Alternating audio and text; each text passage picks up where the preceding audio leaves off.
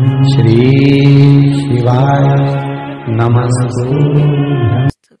श्री शिवाय नमस्तु। 33 करोड़ देवी देवता में सबसे सुंदर जोड़ी थी शंकर और पार्वती की। सही है कि गलत है? कभी नहीं झगड़ते थे। इसलिए पृथ्वी पर ना तो लक्ष्मी जी के व्रत हैं, ना ब्रह्माणी के व्रत हैं, ना इंद्राणी के व्रत हैं। अगर पूरी पृथ्वी पर सबसे ज्यादा व्रत किसके हैं? माता पार्वती। तीज का व्रत किसका? पार्वती का। चतुर्थी का व्रत किसका? पार्वती का। चौथ का व्रत किसका? पार्वती का। छठ का व्रत किसका? पार्वती का। जितने व्रत है सब माता पार्वती। गणेश जी मैया को प्रसन्न करने के लिए अष्ट रूप में धारण करते हैं। 8 रूप भगवान गणेश जी ने धारण किए। एक मयूरेश्वर गणेश, दूसरा सिद्धि विनायक, तीसरा बल्लालेश्वर, फिर वरद विनायक, फिर चिंतामणि, फिर गिरजात्मज, फिर भगवान गणेश विघ्नेश्वर अष्ट विनायक, फिर महागणपति। ऐसे गणेश जी के अष्ट नाम हुए। उस समय तिजोरी के अंदर जो गणेश की प्रतिमा रखी जाती है किस नाम से रखी जाती है? तो तिजोरी में हम जो गणेश की प्रतिमा रखते हैं वो वरद विनायक के नाम से रखते हैं। कौन सा गणेश? वरद।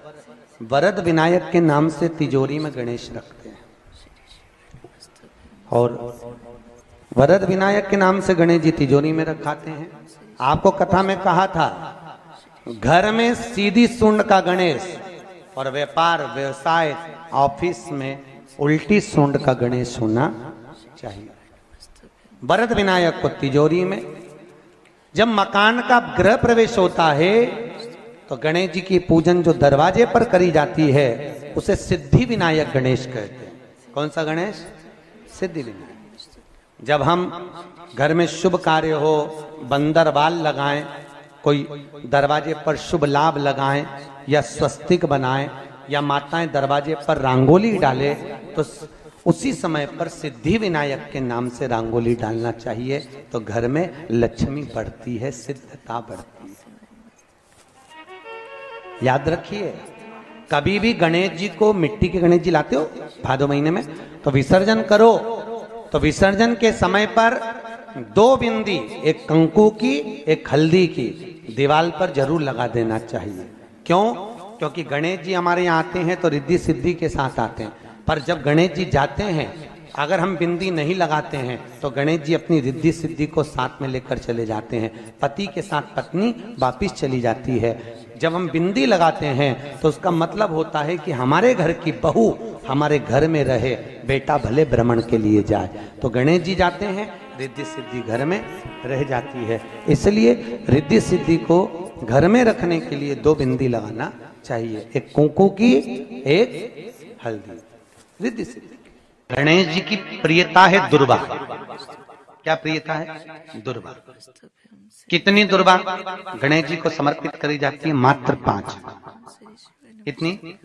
आज के जमाने में लोग गट्ठा बनाकर चढ़ा दें, वो अपनी जगह पर 5 दुर्वा पंचम इंद्रियों को वश में करने के लिए और भगवान के 5 जो स्वरूप हैं उनको अपने भीतर उतारने के लिए 5 दुर्वा। और दुर्वा में भी 3 गांठ। जब दुर्वा समर्पित करी जाती है तो उसमें नीचे दुर्वा की डंडी पर गांठ रहती है, 3 छोटी छोटी गांठें होना चाहिए। चतुर्थी का जो व्रत करने वाली होती हैं, जो चतुर्थी का पूजन करने वाली होती हैं, उनके भीतर का एक भाव होता है कि जैसे ही शाम का समय आए चंद्रदेव का पूजन करें। चंद्र जब प्रकट हो जाए, कलश भर लिया, उसके नीचे आखा दाना रख दिया, चावल गेहूं जो भी आप रखते हो पूजन के लिए, ऊपर पात्र आदि रख दिया, जलाशय, फिर अपन ने घी का दिया लगाकर पूजन भी कर ली। तो जो चतुर्थी का पूजन करने वाली होती है, जो चतुर्थी का नियम व्रत धारण करने वाली होती है, बड़ी बड़ी चतुर्थियां करती हैं या उसका नियम धारण करती हैं, तो चतुर्थी का जो पूजन करती है वो किस चीज के लिए होता है? केवल संतान, पुत्र, परिवार, हमारा कुटुंब, हम जिस कुल में हैं, हमारा कुल वैभव की ओर बढ़े, संपदा की ओर बढ़े और उसकी आयु बढ़े, उसकी आयु बढ़े, वैभव बढ़े। बहुत ध्यान दीजिएगा महाराज। चतुर्थी की पूजन में जो आप आखा दाना रखते हो, गेहूं वगैरह कुछ भी जो रखते हो, उसकी बड़ी महत्वता होती है महाराज। यहां तक कहा गया है, चतुर्थी की कथा तो आप लोग पढ़ते होंगे, जो लोग पढ़ते हैं उनको मालूम होगा। चतुर्थी की कथा में लिखा है, चौथ माता के व्रत में वर्णन किया गया है कि वो आखा दाना जो रखा जाता है, मान लो कोई जरूरी काम होता है तभी आखा दाना को रखा जाता है, संभाल के रखते हैं कि हम इस काम के लिए जा रहे हैं और हमारा ये कार्य सफल होना चाहिए। तो जिसने चतुर्थी का व्रत करा है, जिसने चंद्रदेव का पूजन करा, चतुर्थी का व्रत करा, वो गणेश जी से विनती करके वहां से 2-4 आखा दाना उठा ले, और जो व्यक्ति का काम अटक रहा है अपने ही घर का, पर दूसरे कुल को नहीं देना, अपने ही कुल के अंतर्गत जो काम अटक रहा है उसकी जेब में, उसके पल्लू में उस चीज को रख दिया जाए।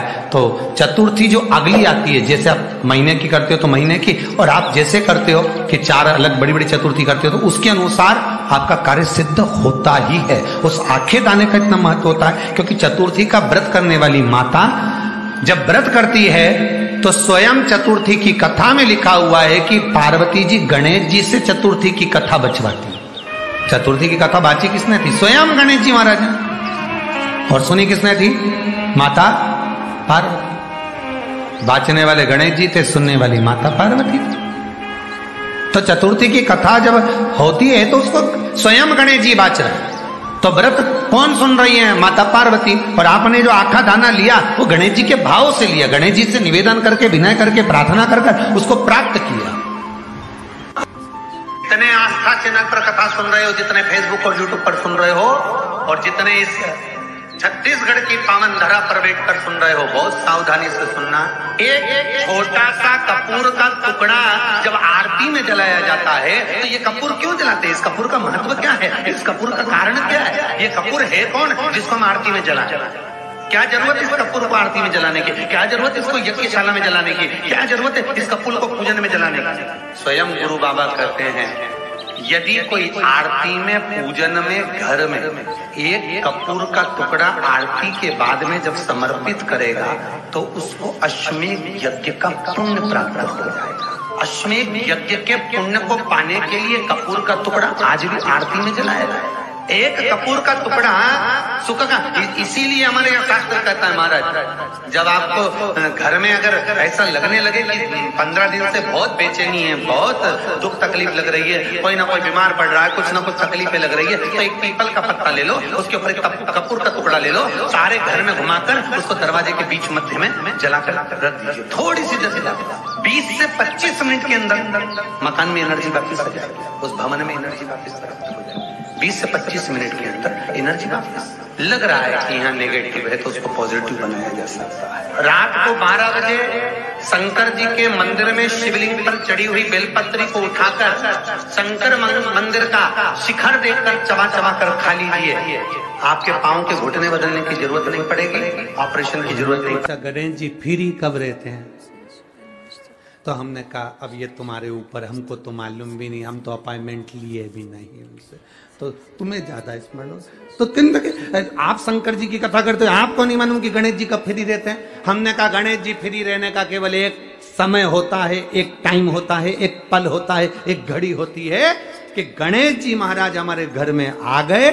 गणेश जी की सबसे पहली जो आरती हो, उस आरती के समय पर अगर धूप बत्ती जलाई जाए या गोबरी को जलाकर उसमें गूगल छोड़ी जाए और गूगल छोड़ने के बाद गणेश जी का नाम ध्रुम वर्ण कह दिया जाए तो गणेश जी को तुम्हारे घर की पूजा स्वीकार करना पड़ती है। बस वो समय हम जानते, हम तो बस उतना जानते हैं कि शिव महापुराण में लिखा और मुद्गल पुराण में लिखा, गणेश पुराण में लिखा, गणेश जी का एक नाम होता है ध्रुम वर्ण। क्या नाम है? ध्रुम वर्ण गणेश जी का एक नाम होता है। जब हम धूप जलाकर और धूप लगाने के बाद में गणेश जी की सबसे पहली आरती करने के पहले अगर हम सबसे पहली आरती गणेश जी की कर रहे हो, अपने घर में स्थापना कर रहे हो, बिठा रहे हो, और तुम चाहते हो कि गणेश जी मेरे घर में आके मेरी पूजा को स्वीकार करें और जो मांगू मेरा गणेश मुझे दे 10 दिन के अंदर, तो पहला नाम लेकर पुकार लेना ध्रुम वर्ण विनायक, बैठो, बस काम हो गया। वो फ्री होकर आता है, वो बैठता है अलमस्तता में। सब बोलिए एक बार जमकर, श्री शिवाय नमस्तुभ्यम। प्रैक्टिकल जरूर करना, कहीं सियोर वाला महाराज झूठ तो नहीं बोल रहा। शास्त्रों की बातें हमारे जीवन में हमें सुख प्रदान करे, इसलिए इस भाव का आनंद करते हुए आज की कथा को विराम देते हैं।